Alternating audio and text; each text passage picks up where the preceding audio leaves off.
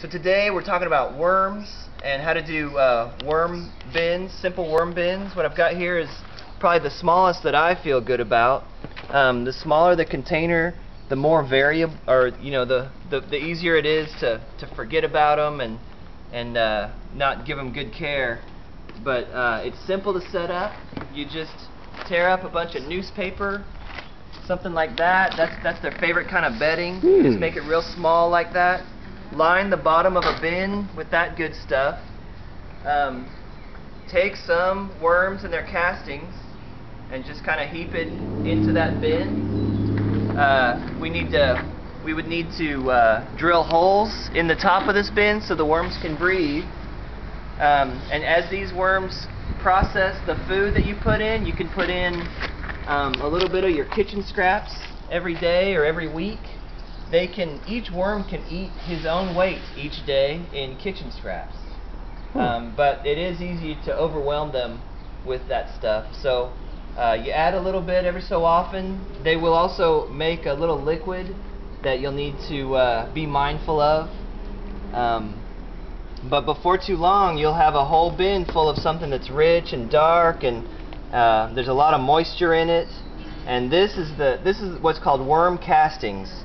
The worms have been chewing this stuff up and processing it for weeks and weeks and weeks. And this is the stuff that you can then take home and put at the base of your house plants.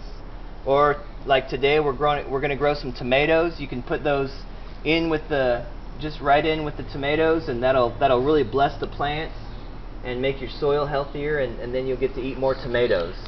So that's the good news about worms. That's the quick and dirty. Wow. Can I see one of those worms? Absolutely, yeah. They tend to hang out together, it seems like. Oh yeah. So. Oh right, that's its friend. Mm-hmm. And so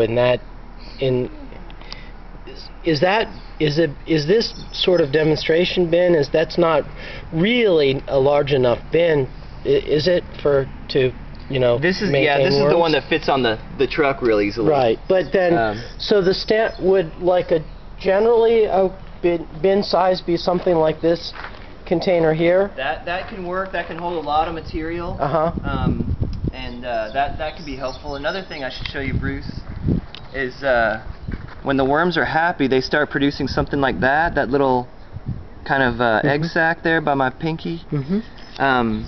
That's them reproducing. So when the worms have the right amount of moisture, enough food, then they start thinking about how to propagate themselves. And so if you can look through your worm bin and see something like that, that's a good sign. Huh. Well, that's true of all of us, right? Yep, that's how it goes. The basic needs met. So okay, so a bin roughly this size is about enough to do it. Sure, yeah, this'll do.